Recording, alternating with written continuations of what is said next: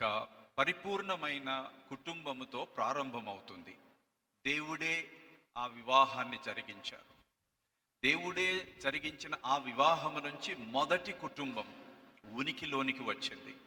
అయితే ఆ కుటుంబము పతనము వలన చాలా విచ్ఛిన్నానికి గురైనటువంటి ఫ్యామిలీగా, నడవవలసిన విధంగా నడువని కుటుంబంగా మారిపోయింది. ఈ విషయాన్ని మనం ఆదికాండం 1, 2, 3 అధ్యాయాల్లో తెలుసుకోగలం. అయితే బైబిల్ అలా ప్రారంభమైంది, కానీ అలాగే అంతం కావడం లేదు. భవిష్యత్తులో జరగబోతున్న మరొక వివాహాన్ని గురించి బైబిల్ మనకు తెలియపరుస్తుంది. ప్రకటన గ్రంథం 21, 22 అధ్యాయాల్లో గొర్రెపిల్ల వివాహం, క్రీస్తు ప్రభు సంఘమునకు శిరస్సైనటువంటి ఆయన తన సంఘమునకు క్రీస్తు ప్రభువుకి మధ్య అన్యోన్యత మానవ జాతి చరిత్రలో మామూలుగా దిస్ సైడ్ ఆఫ్ ఇటర్నిటీ మనము ఎంజాయ్ చేయలేనటువంటి సన్నిహిత సంబంధం అక్కడ దేవుని సన్నిధిలో ఉండి ఎంజాయ్ చేయబోతున్నాం. సో దానికి ఇనాగరేషన్గా, దానిని సెలబ్రేట్ చేయడానికి గొర్రెపిల్ల వివాహ మహోత్సవం జరగబోతుంది. సో మొదటి డిస్ఫంక్షనల్ ఫ్యామిలీ తరువాత వచ్చిన ప్రతి కుటుంబంలో కూడా సమస్యలు వస్తూనే ఉన్నాయి.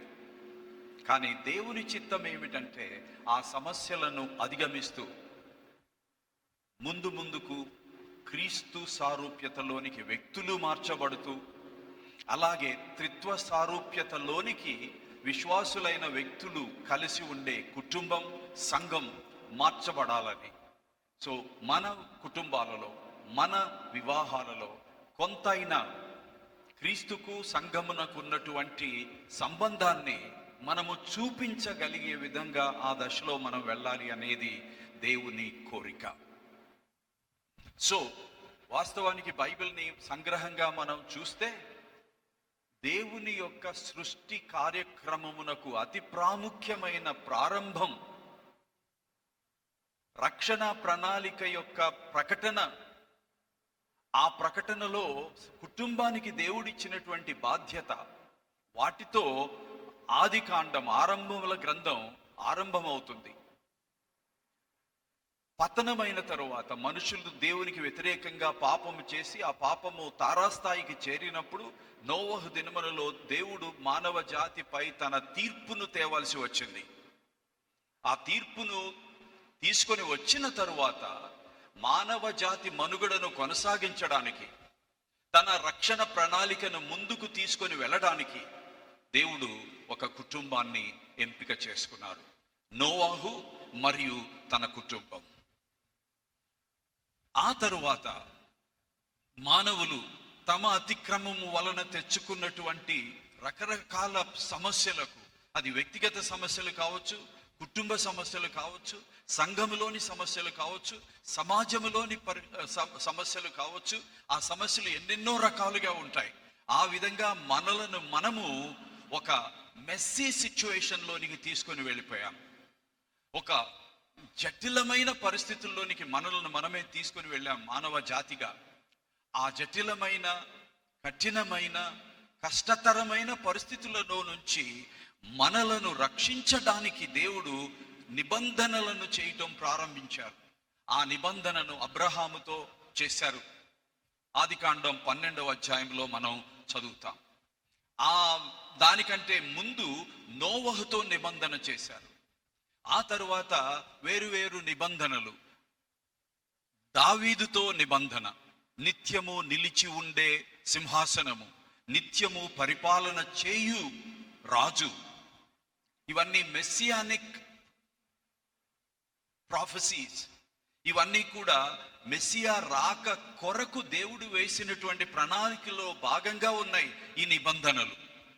సో ఆ నిబంధనల ప్రారంభం ఒక రకంగా నోవాహుతో ప్రారంభమైనప్పటికీ అతి స్పష్టమైన రీతిలో విమోచన తీసుకొని రావడానికి విమోచకుడు రాబోతున్న విషయం అబ్రహాముతో దేవుడు చేసిన నిబంధనతో ప్రారంభమవుతుంది.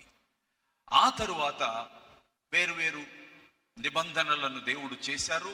వాటిని నెరవేరుస్తూ కాలము పరిపూర్ణమైనప్పుడు మనుష్య కుమారుడు లోకములోనికి రావలసిన టైం పూర్తి అయినప్పుడు, దేవుని విమోచన ప్రణాళిక ఆది కాండము నుంచి క్రొత్త నిబంధన వరకు వచ్చే ఆ టైం అయిపోయింది. ఇక మెస్సియా రావాల్సిన టైంలో కూడా ఆయన ఒక కుటుంబము ద్వారా ఆ కుటుంబాన్ని ఎంచుకొని పనిచేశారు. సో కుటుంబములు దేవుని యొక్క విమోచన ప్రణాళికలో చాలా ప్రాముఖ్యతను కలిగి ఉన్నాయి. బైబిల్ ప్రకారం మనం ఆ విధంగా ఆలోచించాం. పెళ్లి చేసుకున్నాం, పిల్లలు పుడతారు, వాళ్ళని చదివిస్తాం, వాళ్ళకి పెళ్ళిళ్ళు అవుతాయి, పిల్లలు పుడతారు, వాళ్ళకి పెళ్ళిళ్ళు అవుతాయి, పిల్లలు పుడతారు. అట్లా సహజమైన రీతిలో ఆలోచించడానికి వీలు లేదు. అవన్నీ ఉన్నాయి. బట్ అతి ప్రాముఖ్యమైన ఉద్దేశం, దేవుని ఉద్దేశం, వివాహ వ్యవస్థను ఆలోచించి ప్రారంభించి మొదటి వివాహాన్ని తానే చేసి మొదటి కుటుంబాన్ని తానే ఉనికిలోనికి తీసుకొని వచ్చి ఆ కుటుంబముతో ప్రారంభించి చాలా కుటుంబాలను ఆయన ఉపయోగించుకొని చివరికి ఆ young family of Joseph and Mary ద్వారా రక్షకుణ్ణి, విమోచకుణ్ణి ఈ లోకంలోనికి తీసుకొని వచ్చారు.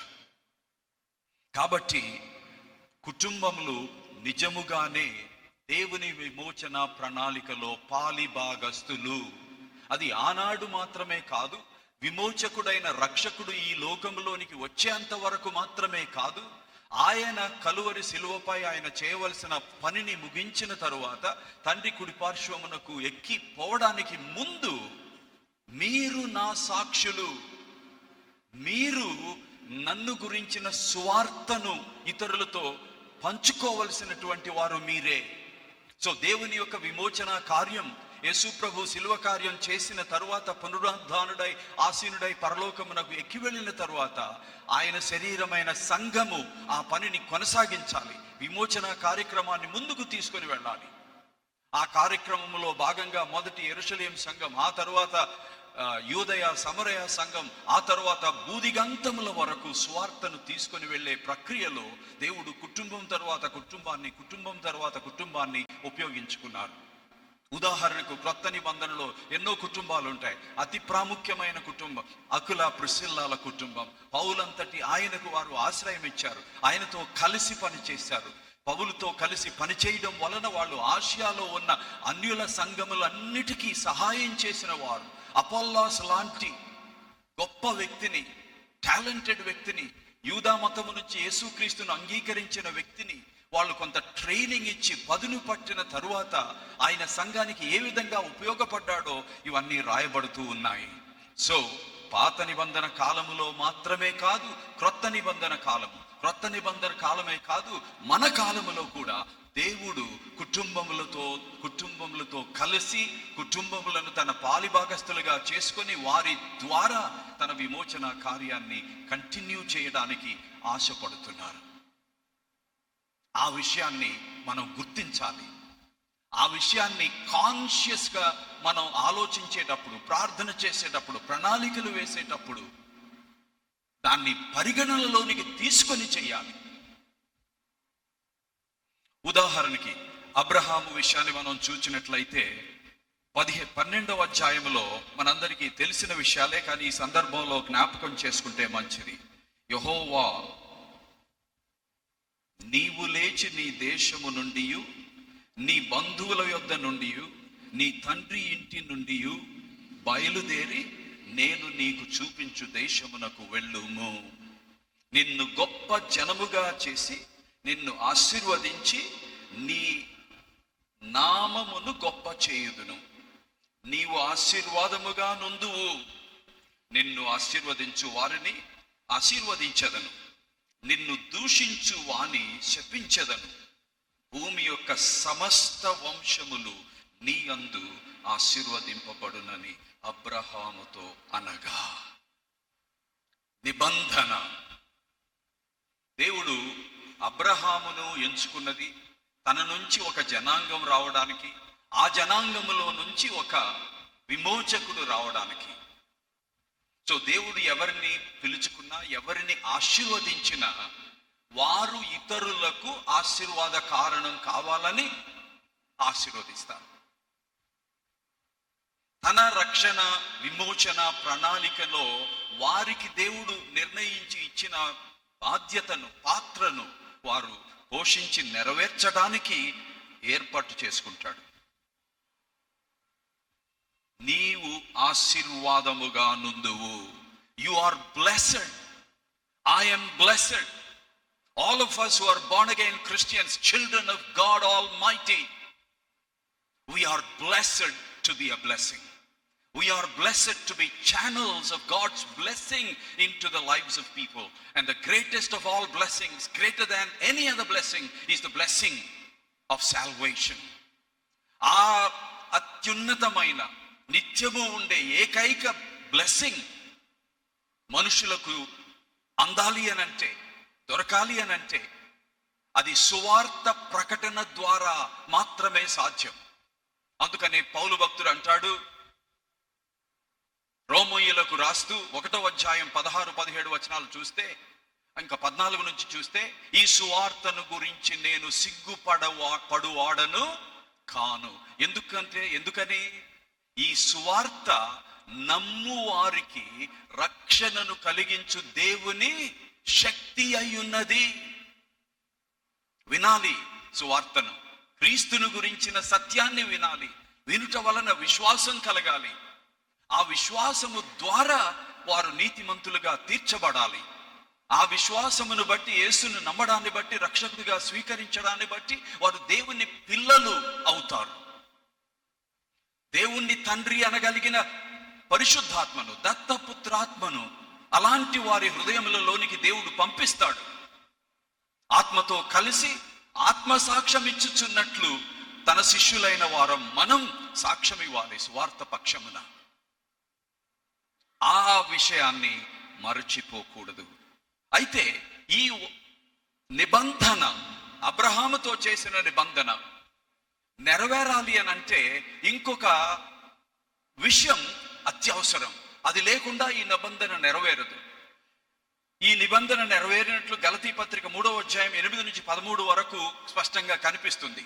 అయితే ఇక్కడ మొదలై ఆ గలతీ పత్రిక వరకు వెళ్ళడానికి, ఆ తరువాత కూడా కొనసాగడానికి ఒక కండిషన్ ఉంది. అది మనకు 18వ అధ్యాయం ఆదికాండం 17 నుంచి 19లో కనిపిస్తుంది. అబ్రహామును గురించి వాక్యం చెప్పినటువంటి, దేవుడు తెలియపరచినటువంటి సత్యములలో ఇది చాలా ముఖ్యమైనది. ఆదికాండం 18వ అధ్యాయం 17 నుంచి 19. అప్పుడు యెహోవా, నేను చేయబోవు కార్యము అబ్రహామునకు దాచదనా? అబ్రహాము నిశ్చయముగా బలము గల గొప్ప జనమగును. అతని మూలముగా భూమిలోని సమస్త జనములను ఆశీర్వదింపబడును. He will become a mighty nation. A mighty nation will come out of him. And all the nations, all the people groups of the world will be saved, will be blessed.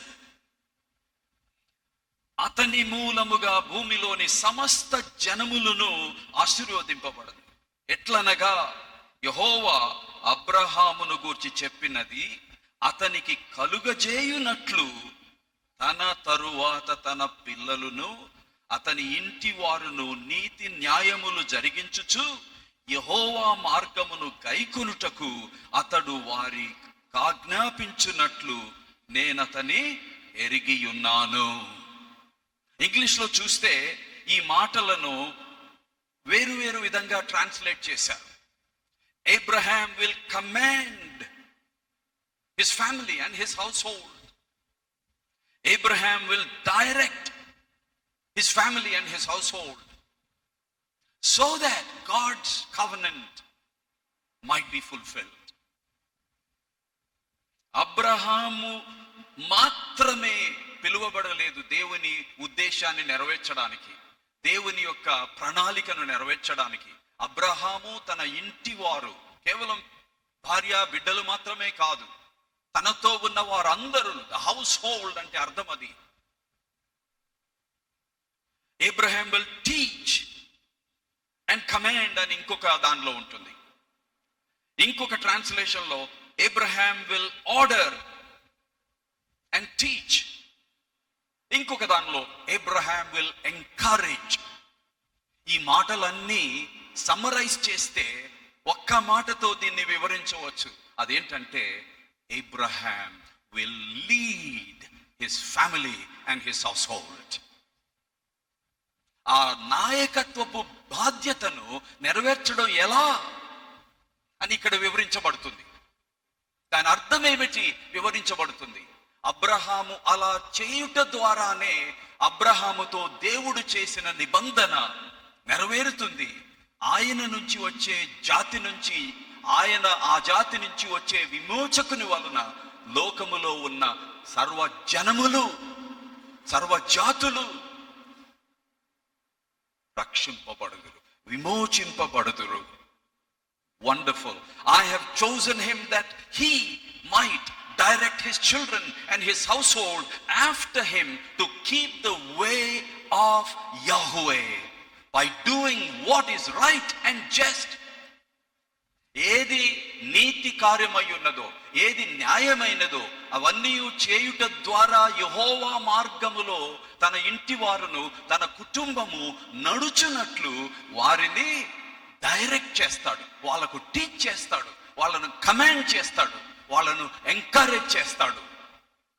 అది జరిగింది కాబట్టే రక్షణ ప్రణాళిక ముందుకు సాగింది. అలా మనము ఇంకొంచెం లోతుగా వెళ్ళి ఆలోచిస్తే త్రిత్వ దేవునిలో ఉన్న ముగ్గురు దైవ వ్యక్తులు, తండ్రి, కుమార, పరిశుద్ధాత్మల మధ్య ఉన్నటువంటి సంబంధం, వారు పనిచేసే విధానం మన కుటుంబాలలో కూడా భార్య, భర్తలు, బిడ్డలు కలిసి జీవించే విధానములో, పనిచేసే విధానములో ఆ త్రిత్వ దేవుని యొక్క బీయింగ్ అండ్ డూయింగ్ ని రిఫ్లెక్ట్ చేసే విధంగా ఉండాలి అనేది దేవుని కోరిక. మనలను తన స్వరూపమందు పోలిక చొప్పున సృష్టించింది అందుకే. వివాహములో భార్య భర్తలు ఎలా రిలేట్ అవుతారు? భర్త నాయకత్వానికి, దేవుడిచ్చిన అథారిటీకి భార్య ఏ విధంగా లోబడుతుంది, భార్యను భర్త ఏ విధంగా ప్రేమిస్తాడు, ఆ భార్య భర్తల కలయిక వలన వచ్చినటువంటి బిడ్డలు ఏ విధంగా తల్లిదండ్రులకు విధేయులై ఉండాలో అనేది తండ్రి, కుమార, పరిశుద్ధాత్మల మధ్య ఉన్న సంబంధం. తండ్రియు కుమారుడును కలిసి వారిద్దరూ పరిశుద్ధాత్మను పంపించారు. ఆ పరిశుద్ధాత్మ కార్యము వలననే మనము క్రీస్తు శరీరమైన సంఘములో అవయవములుగా చేర్చబడ్డాం. మృతతుల్యమైన మనలను సజీవులనుగా చేసి, సజీవులమైన మనలను జీవము కలిగినటువంటి దేవుని మందిరమైన యేసు ప్రభు శరీరమైన దానిలో, సంఘములో అవయవములుగా ఆయనే చేరుస్తున్నాడు. So the Holy Spirit proceeding from the Father and the Son is fulfilling a very important aspect of God's plan of salvation. దేవుని యొక్క విమోచ ప్రణాళికలో ఒక ప్రాముఖ్యమైనటువంటి ఆస్పెక్ట్ ని ఫుల్ఫిల్ చేస్తున్నాడు ఓ పరిశుద్ధాత్మ దేవుడు, తండ్రి నుంచి కుమారుని నుంచి వచ్చి. అలాగే మనం మన బిడ్డలను కన్నప్పుడు వాళ్ళని పెంచే విధానం, వాళ్ళను ట్రైన్ చేసే విధానం, వాళ్ళని ఎంకరేజ్ చేసే విధానం ఎలా ఉండాలి? నువ్వు ఇంజనీర్ కావాలి, నువ్వు డాక్టర్వి కావాలి, కనీసం చార్టెడ్ అకౌంటెంట్ అన్నా, లాయర్ అన్నా కావాలి, లేకపోతే సమాజంలో మనకు పేరుండదు, లేకపోతే డబ్బు సంపాదించలేము, లేకపోతే ప్రాపర్టీ ఓన్ చేసుకోలేము. ఇది లోకపు పోకడ. వాటిని మనము వద్దు అనం. చదువు, ఇంజనీరు కానీ నీవు ఇంజనీర్గా పనిచేసేటప్పుడు ఆ పని చేసే విధానములో, ఆ పని చేస్తూ కొలీగ్స్ మధ్య రిలేట్ అయ్యే విధానములో, నువ్వు ఇంజనీరింగ్ కాలేజీలో చదువుకునేటప్పుడు దేవుని విమోచన ప్రణాళికలో మనకు ఇచ్చిన పాత్ర, సాక్షులుగా ఉండుట, నెరవేరుస్తూ నువ్వు ఆ పని చేయి అని నేర్పించాలి, డైరెక్ట్ చేయాలి, ఎంకరేజ్ చేయాలి, టీచ్ చేయాలి వాళ్ళకి. రాజ్య సంబంధులుగా దేవుని రాజ్యమును గురించిన సువార్తను, రాబోతూ ఉన్న రెండవ రాకడను గురించిన సువార్తను, యేసు ప్రభు కలువరి శిలువపై చేసిన బలియాగం యొక్క సువార్తను, యేసు క్రీస్తు ప్రభువునందు మాత్రమే ఉన్నటువంటి నూతన జీవితం, నిత్య జీవితం, వాటన్నిటికీ మనం సాక్షులం. మనమున్న చోట వెలుగుగా ఉండాలి, ఉప్పుగా ఉండాలి. ప్రతి క్రైస్తవుడు, ప్రతి మారు మనసు పొందిన విశ్వాసి, క్రీస్తు శిష్యుడు, క్రీస్తు కొరకు సాక్షి అనే ఆ యాంగిల్ ఆఫ్ లైఫ్ ని, ఆ దృక్పథాన్ని మనం వాళ్ళలోనికి ఉగ్గుపాలతోనే రంగరించి పోసినట్లు చిన్నప్పటి నుంచి ఆ మార్గములో పెంచాలి. లేకపోతే లోకం వాళ్ళ మీద ఎంతటి ప్రభావాన్ని చూపిస్తుందంటే, మార్నింగ్ మనం ఫస్ట్ సెషన్ లో చూసాం, వాళ్ళు ఈ యొక్క సంస్కృతి వరవడిలో పడి కొట్టుకుపోతారు. మీరు ఈ లోకలో ఉన్నారు కానీ ఈ లోక సంబంధులు కారు. దాని అర్థం మన పిల్లలకి నేర్పించాలి. మా బాబు చిన్నగా ఉన్నప్పుడు ఒక ఇంట్రెస్టింగ్ థింగ్ జరిగింది. For the first time in life we bought a new car. అది టొయోటా ఈటియోస్.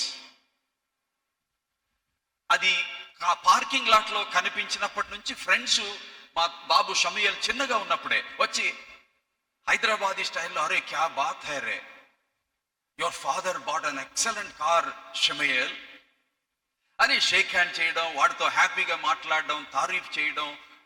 హైదరాబాద్లో తారీఫ్ అంటే మెచ్చుకోవడం, ఇవన్నీ జరుగుతున్నాయి. వాడు వచ్చి నాకు చెప్పాడు, ఏం చేయాలి, మనం ఏం చేయాలి? ఇంతకుముందు ఎప్పుడైనా చేశారా? మనకి సెకండ్ హ్యాండ్ వ్యాగనార్ కొన్నాం, అది చూసి ఎవరు ఏం పట్టించుకోలేదు. సో మా వాడు కొంత హ్యాపీగానే చెప్పాడు. అప్పుడు నేనేమన్నానంటే, నువ్వు హ్యాపీగా ఫీల్ అవటంలో తప్పేం లేదు నాన్న, it is very good, but I want you to understand something. నీ విలువను, మన విలువను కారుతో ముడిపెట్టి ఒక టొయోటా కార్ క్రొత్తది కొనడాన్ని బట్టి మనకు విలువిస్తుంది లోకం. నీ friends, that is how the world is. But దేవుడు మనకు విలువనిచ్చేది మనము కలిగి ఉన్న దాన్ని బట్టి కాదు. ఒక పిహెచ్డి ఉంటేనో, ఒక మెడికల్ డాక్టర్ అయితేనో, ఒక ఇంజనీర్ని అయితేనో, ఇంకేదో అయితేనో, మిలియనేర్ అయితేనో, కరోడ్పతి అయితేనో దేవుడు మనల్ని సన్మానించడు, గౌరవించడు, మనకు వాల్యూ అటాచ్ చేయడు. వాటన్నిటిని బట్టి, దేన్ని బట్టి వాల్యూ అటాచ్ చేస్తారు అని అంటే, ఆయన స్వరూపమందు, ఆయన పోలిక చొప్పున చేయబడినము కాబట్టి మనకు ఆయన విలువనిస్తాడు. మనల్ని మనంగా ఆయన ప్రేమిస్తాడు, ఆయన యాక్సెప్ట్ చేస్తాడు. లోకం అలా ఉండదు. వేగనార్ ఉన్నంత కాలం ఎప్పుడు పట్టించుకోలేదు. టొయోటా వచ్చిన తర్వాత పట్టించుకోవడం మొదలు పెట్టారు. ఇలాగే నువ్వు ఏ హోటల్కి వెళుతున్నావు, ఏ ప్లేసెస్లో తింటున్నావు, నీ ఫ్రెండ్స్ ఎవరు, నీ కనెక్షన్స్ ఏమిటి, వాటిని బట్టి నీకు విలువిస్తుంది లోకం. కానీ యేసు ప్రభువు చెప్పింది అది కాదు. We value people as people because they are created in His image and likeness. Because God has given people so much value that He sent His Son to die for them. దేవుడు ఒక్కొక్క individual కి ఎంత విలువనిచ్చాడు అనంటే, తన కుమారుణ్ణి వారి పాపముల ప్రక్షాళనార్థమై బలి అర్పణ చేయడానికి పంపించాడు ఈ లోకంలోనికి. Grace is free, it is not attached to anything. ఈ విధంగా మన పిల్లలను అబ్రహాము పెంచినట్లు, అలాగే యెహోషువ 24:15 in his farewell address Joshua అంటారు, ఏమని? మీరు ఎవరిని పూజిస్తారో మీరు తేల్చుకోండి. ఎందుకంటే వాళ్ళ మీద చాలా భయంకరమైన ప్రెషర్ వస్తుంది. కాంప్రమైజ్ అయి నిజమైన ఆత్మస్వరూపి అయిన సృష్టికర్త అయిన దేవుణ్ణి, యాహువే గాడ్ని విడిచిపెట్టి దేవతలను, దేవుళ్లను, మనుషులు తయారు చేసినటువంటి విగ్రహాలను పూజించే ఆ ఒత్తిడి వారి మీద కలుగుతున్నప్పుడు ఇన్ హిస్ ఫేర్వెల్ స్పీచ్ అంటాడు, మీరు ఎవరిని పూజిస్తారో మీరు నిర్ణయించుకోండి, నేనును నా ఇంటి వారు మాత్రం యెహోవానే సేవించదము. పూజించదము, ఆరాధించదము. ఆయనకు మాత్రమే మేము డెడికేట్ అవుతాము. ఆయన మార్గములలోనే మేము నడుస్తాము. పురుషులమైన మనం, కుటుంబములలో నాయకులంగా నియమింపబడిన మనం, ఆ నాయకత్వపు బాధ్యతను ప్రభువిస్తే పొందిన మనం అబ్రహాము లాంటి తండ్రులంగా ఉండాలి.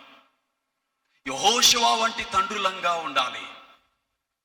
త్రిత్వ దేవునిని గురించిన సత్యములో తండ్రి అయిన దేవుడు కుమారుడైన దేవుణ్ణి, పరిశుద్ధాత్మ దేవుణ్ణి ఎలా ప్రేమతో కనెక్ట్ అవుతారో, ఏ విధంగా వారి మధ్య అన్యోన్యత ఉందో, ఏ విధంగా తండ్రి వారిని వారిగా గౌరవిస్తూ ఘనపరుస్తూ తనకు తాను ఏదో రావాలని కోరుకోకుండా తండ్రి కుమారుణ్ణి మహిమపరుస్తాడు. కుమారుడు పరిశుద్ధాత్మను మహిమపరుస్తారు.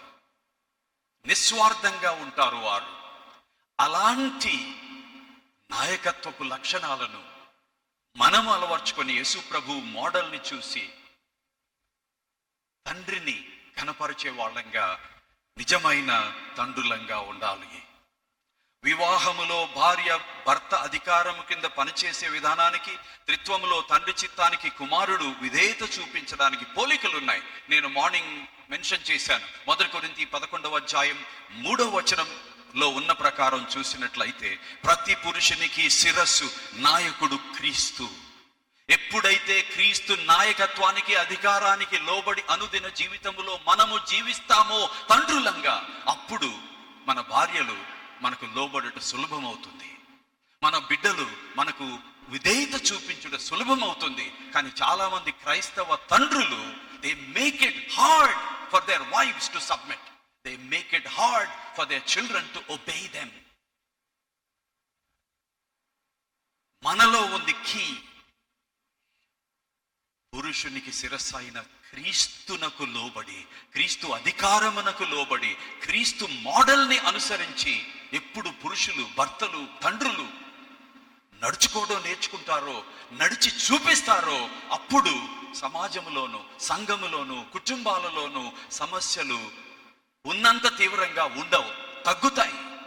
ఈ రోజున వారు యవనస్తులు చూస్తూ ఉన్నది ప్రసంగాలు చేసే వాళ్ళ కోసం కాదు, ప్రసంగ సారాన్ని, సత్యాన్ని వారి జీవితాలలో చేసి చూపించే వారి కోసం. The world is suffering from models, from examples. నేను నా భార్య కలిసి మా బాబు విషయం ఇలాగే ఆలోచించి నేను కొన్ని నేర్పించాలని, పురుషునిగా, తల్లిగా తను కొన్ని నేర్పించాలని నిర్ణయం తీసుకున్నాం. తల్లిలో ఉండే ఆ ప్రేమ, ఆ ఆతిథ్యం, ఆ సున్నితత్వం కొంతైనా కుమారునిలో ఉండాలి. ఆమె అది నేర్పించింది. 13 years వచ్చిన తర్వాత he is a teenager now. It is your responsibility. వాడికి ధైర్యం నేర్పించాలి, నిజాయితీ నేర్పించాలి, అన్కాంప్రమైజింగ్ గా రాజీ పడని మనస్తత్వాన్ని నేర్పించాలి. వాడికి నేను లైఫ్లో మొట్టమొదటిదిగా ప్రాధాన్యత నేర్పించింది ఒకటే: నీవు సత్యం చెప్పితే we will be happy. అది నువ్వు చేసిన తప్పును గురించి అయినా కావచ్చు, మంచిని గురించి కావచ్చు. నువ్వు చేసిన మంచిని గురించి సత్యం చెబితే సంతోషిస్తాం. నువ్వు చేసిన తప్పును గురించి సత్యం చెబితే కొంత విచారిస్తాం, కానీ నిన్ను హేట్ చేయం. కానీ నిన్ను గురించిన సత్యం నీ దగ్గర కాక వేరే వాళ్ళ దగ్గర నుంచి వస్తే that will break our heart. God is truth. Gospel is truth. Bible is truth. The Holy Spirit is the Spirit of truth. God wants His people to speak truth and truth alone. మీరు ప్రేమ కలిగి సత్యమును చెబుతూ ఉండాలి ఒకరితో ఒకరు. We are so thankful to God. He tells us only truth, not anything else. గత 2 సంవత్సరాలుగా America దేశంలో ఇండిపెండెంట్గా ఉండి, చదువుకుంటూ, ఉద్యోగం చేస్తూ, చర్చ్ ప్రైజ్ అండ్ వర్షిప్ బ్యాండ్లో ఉండి, యూనివర్సిటీ ప్రైజ్ అండ్ బ్యాండ్లో ఉండి, కష్టాలుంటే కష్టాల గురించి చెప్తాడు. ప్రార్థన చేయడానికి మనసు రాకపోతే అది ఉన్నది ఉన్నట్లు చెప్తాడు. బైబిల్ చదివావంటే చదవకపోతే చదవలేదు డాడీ, ఎందుకో చదవాలనిపించలేదని చెప్తాడు. ప్రార్థన చేయడం ఎందుకో ఇష్టం అనిపించలేదు. నీ దేవుడికి అదే చెప్పిన ఆయన, అది కూడా ప్రార్థన అవుతుంది, అది కూడా దేవుడు అప్రిషియేట్ చేస్తారు. That is how God wants us as men especially and as women. So ఈ విధంగా త్రిత్వ దేవునిలోని ఆ మాధుర్యాన్ని, ఆ సువార్త సారాంశాన్ని, ఆ స్పిరిట్ ఆఫ్ లవ్ని, ఆ స్పిరిట్ ఆఫ్ యూనిటీని, ఆ స్పిరిట్ ఆఫ్ కోఆర్డినేషన్ని, కోఆపరేషన్ని మన కుటుంబ జీవితాలలో మనం ప్రాక్టీస్ చేస్తూ మన ఇంటిలో వారికి చూపించి నేర్పించవలసిన బాధ్యత మన మీద ఉంది. కొన్ని విషయాలు టీచ్ చేస్తే వస్తాయి, నేర్చుకుంటారు. కానీ కొన్ని విషయాలు టీచ్ చేసేదానికంటే క్యాచ్ చేయడం ఈజీ అంటారు. Some things can be taught, but some things can not be taught, they can only be caught. అంటే కొన్ని విషయాలను మాటలతో చెప్పి నేర్పించవచ్చు, కానీ కొన్ని విషయాలు మాటలతో చెప్పి నేర్పించలేము, చేసి చూపించి మాత్రమే నేర్పించగలం. యేసు చేసింది అదే. అది యేసును పోలిన నాయకత్వం. చేసి చూపించే, స్వార్థను అనుసరించి జీవించే, వాక్య సత్యమును అనుసరించి జీవించే, అనుదిన జీవితంలో క్రీస్తు నాయకత్వమునకు లోబడే వారంగా.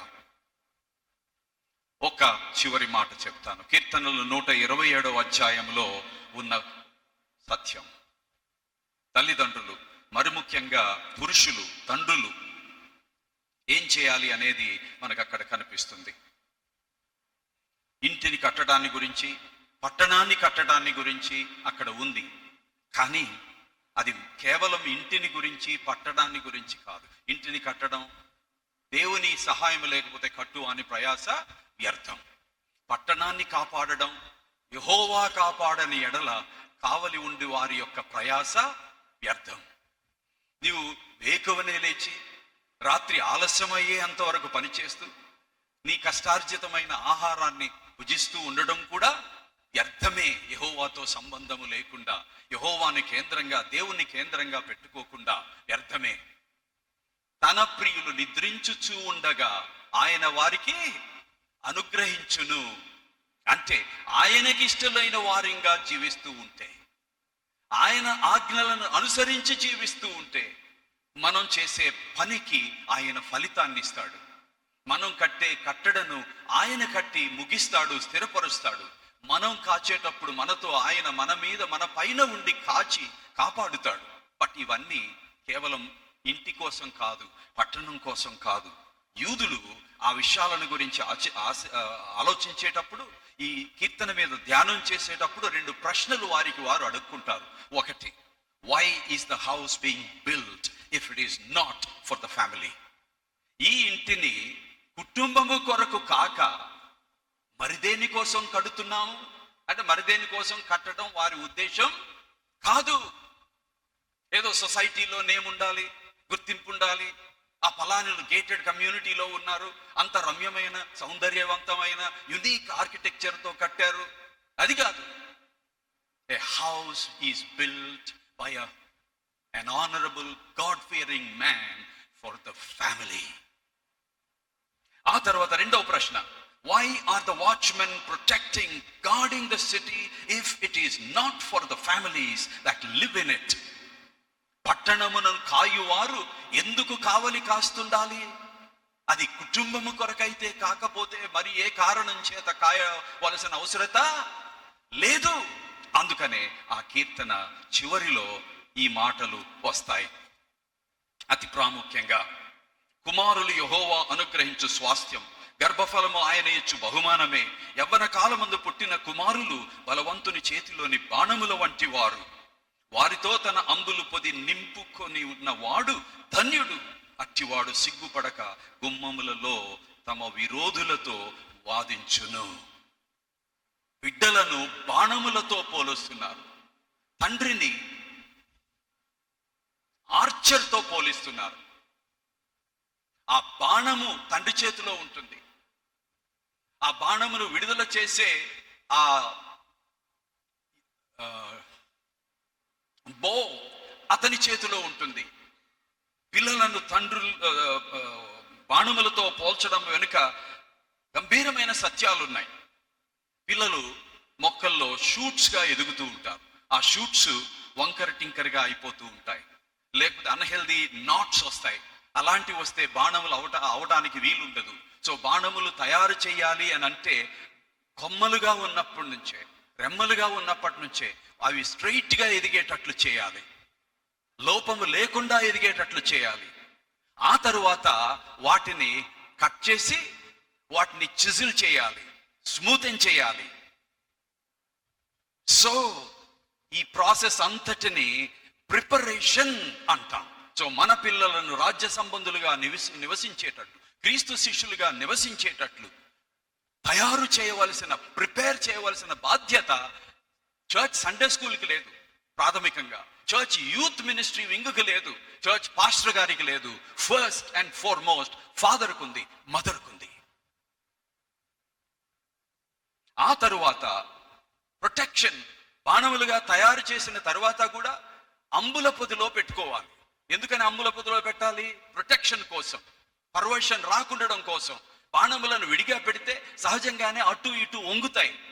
అలా వంగినప్పుడు వెళ్ళవలసిన డైరెక్షన్ లో వెళ్ళవు, హిట్ చేయవలసిన టార్గెట్ ని హిట్ చేయలేవు.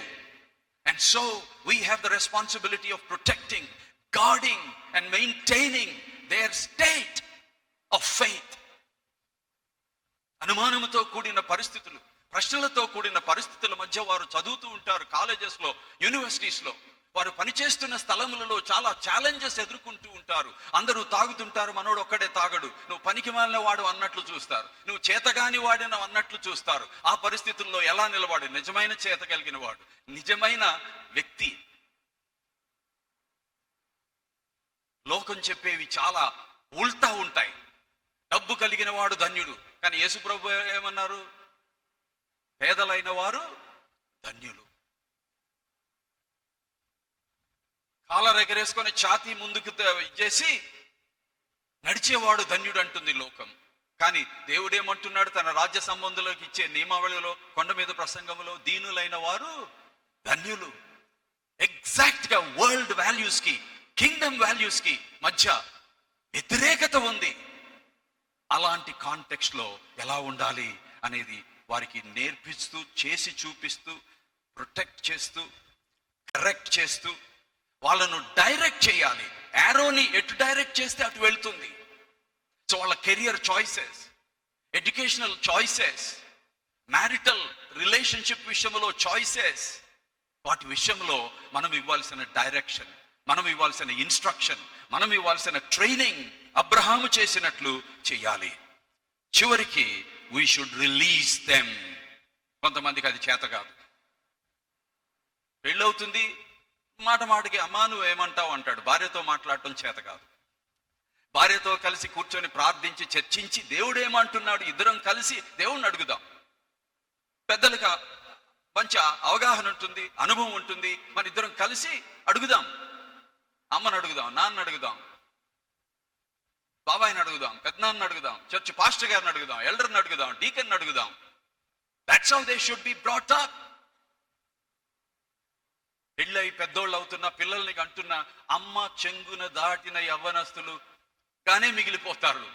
ఫాదర్హుడ్ లోనికి, హస్బెండ్ హుడ్ లోనికి ఎదగరు, ఫాదర్హుడ్ లోనికి కూడా ఎదగరు కొంతమంది. ఎందుకంటే they are not shaped, they are not corrected, they are not protected, they are not prepared, they are not released. ఈ విధంగా we should understand they must be carefully shaped and chiseled and formed. They must be carefully guided with skill and strength and tact, and they should be aimed and given direction when they are finally released for the accomplishment of the purposes of God. దేవుని యొక్క ఉద్దేశములను, దేవుని యొక్క ప్రణాళికలను నెరవేర్చే విధంగా we should prepare them, we should protect them, we should train them, we should direct them, we should release them. ఆ విధమైనటువంటి తల్లిదండ్రులుగా, మరి ముఖ్యంగా తండ్రులుగా ఉండాలనేది దేవుని ఉద్దేశం. అప్పుడే మన ద్వారా, మన కుటుంబాల ద్వారా దేవుని యొక్క ఉద్దేశాలు, ప్రణాళికలు, మరి ముఖ్యంగా దేవుని యొక్క విమోచన ప్రణాళిక నెరవేరుతుంది. అలాంటి కుటుంబాలుగా మన కుటుంబాలు ఉండున్నట్లు దేవుడు మనకు సహాయం చేయనుగాక. అలాంటి తండ్రులంగా పురుషులమైన మనం, తండ్రులు కాబోతున్న మనం ఉండాలని ఒక ఖచ్చితమైన నిర్ణయం తీసుకుందాం. నేను, నా భార్య, మాకు ఒక్కడే కొడుకు, 10 సంవత్సరాల వివాహం తర్వాత పుట్టాడు. నాకు మా బాబుకి ఎగ్జాక్ట్గా 40 years of difference. So we tell each other, మనకి ఏజ్ గ్యాప్ ఉంది కాబట్టి మనం వాడి జనరేషన్ని గురించి బాగా తెలుసుకోవాలి. వాడి ఆలోచనలు ఎలా ఉంటాయి, వాడి ఫీలింగ్స్ ఎలా ఉంటాయి, వాడి తరం వాళ్ళు ఎలా వాల్యూస్ని కలిగి ఉంటున్నారు, ఆ వాల్యూస్ యొక్క ప్రెషర్ మనవాడి మీద ఎలా పడుతుంది, ఇవన్నీ మనం అర్థం చేసుకుంటూ గైడ్ చేయాలి, లీడ్ చేయాలి. మొన్న మేము పెళ్లిని గురించి మాట్లాడుతూ నేను ఒక విషయం చెప్పాను నా భార్య శాంతకుమారి గారికి. Shanti, we are going to give him all the information. మనం ఇవ్వాల్సిన సమాచారం అంతా, ఇవ్వాల్సిన కౌన్సిల్ అంతా, అడ్వైస్ అంతా ఇస్తాం. కానీ మనకు నచ్చిన అమ్మాయిని చేసుకునేటట్లు ఇన్ఫ్లుయెన్స్ చెయ్యము. మనం ఇన్ఫ్లుయెన్స్ చేసి వాడితో డెసిషన్ చేపిస్తే రేపు ఏదన్నా కష్టం వస్తే అమ్మా నా చేసిన పనిది అంటాడు. But we will make him take the decision himself. తానే నిర్ణయం చేసుకునేటట్లు దేవుని మీద ఆధారపడి తల్లిదండ్రుల, ఇతరుల యొక్క సలహా తీసుకొని నిర్ణయం తీసుకునేటట్లు చేద్దాం. ఎందుకంటే తన నిర్ణయం ఏమైతే ఆ నిర్ణయం మీద నిలబడతాడు. సవాళ్ళు వచ్చినా ఎదుర్కొంటాడు, నిలబడి ముందుకు సాగిపోతాడు. So we will not influence his decision making in any negative way, wrong way. We will help him. That's it. దేవుడు మనకు ఈ విషయాలలో సహాయం చేయనుగాక. Thank you very much. God bless you.